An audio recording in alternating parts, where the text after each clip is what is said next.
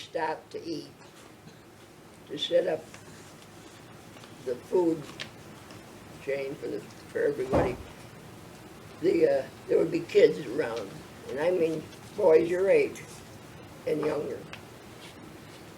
They would have these cans of coffee cans, empty coffee cans, and they would stand there and wait for us to get rid of our garbage, or whatever leftovers we had, whatever you want to call it. It was sickening to see this, because these kids would dip their cans into that garbage and fill it up. This one little kid, I hate to brag about it, but I felt so bad because he couldn't even get over there, so I gave him what I had left of my food. But these guys would pour their coffee over this stuff and make it all big, nice and messy, and then dump it, and they'd laugh. They'd think it was funny that they did these things. And I didn't think it was so funny. So that's another little thing you guys should understand. There was hunger. There was terrible hunger. This boy took me to his house there. We were there for a while. Nobody was home. Good thing they weren't, because there was nobody there, nothing, no furniture, nothing, no, not even a chair. He opened the cupboard door, nothing in there. So he puts his can right up in under the shelf. He turns to me, he says, "That's going to be our supper tonight." Let that sink in.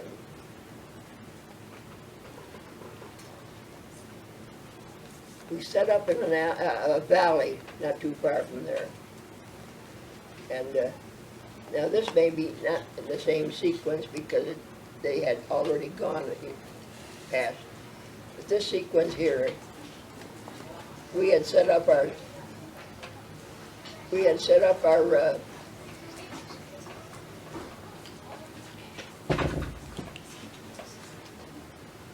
guns.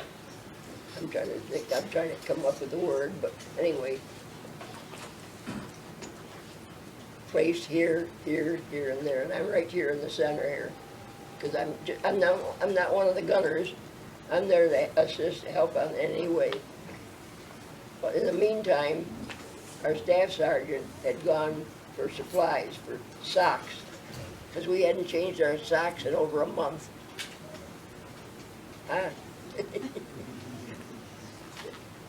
In a month, you can imagine what we smelled like.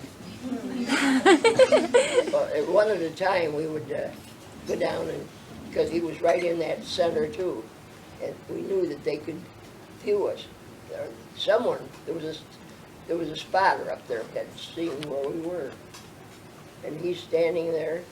And one at a time we went down to get our socks, and I'm standing there waiting for mine. Shells started coming in before our guys ever got a shot off. They get our one gun over here. They get our gun over here. They get a third one over here, and we have 4.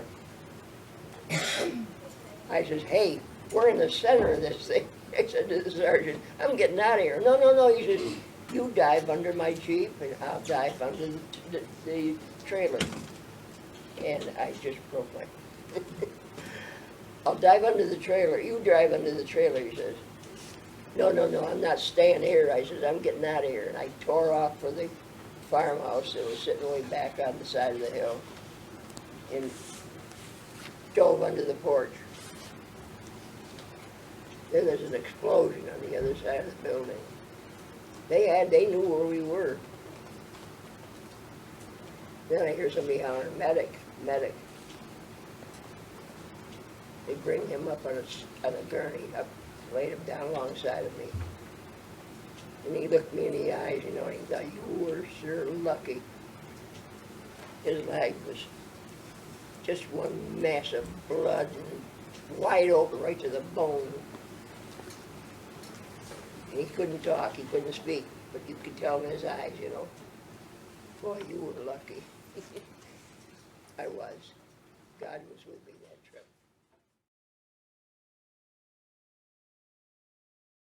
Well, I want to say thank you very much for your service. Oh, sorry. Why don't you sit up? Tell them what you might ask him. Yeah. Okay. He wants to shake your hand. Awesome, thank you. So that's Cameron. Cass, we're just going to ask you about how you met Sophie and what it means to you that she wrote these cards and how much she's helped. Sophie, Okay, that's fine. We got a lot of your stories on video and they were amazing. So nice to listen Yeah, to. I did nothing. No, but they were great stories. I lived them. So they're ready. So hang on, we're going to just put the... You good with the microphone? Yeah. I only have my uppers in right now because my others won't be ready for them. That's okay, that's okay. Okay, Cass, can I get you to say and spell your first and last name? Casimir, Casimir. Krolak, Krolak. And I'm sure you've heard that name before, Leo. No, I haven't, Oh, you haven't? but now everyone's going to know it. So, Cass, how did you meet Sophie originally? It was at the Bethany courtyard.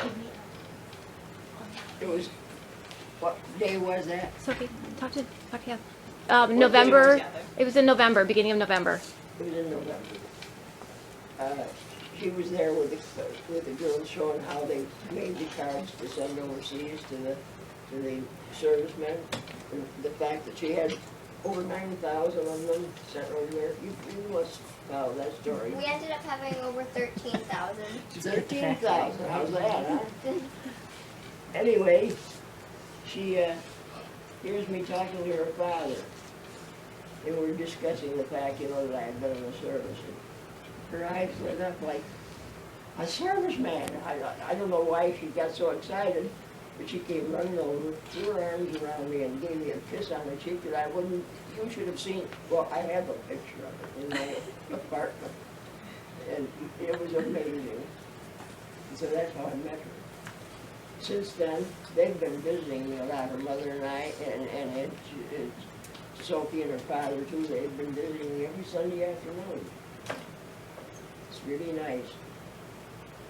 I hate to say this, but they're one of the few that come to visit me. Many of my relatives don't even bother with me.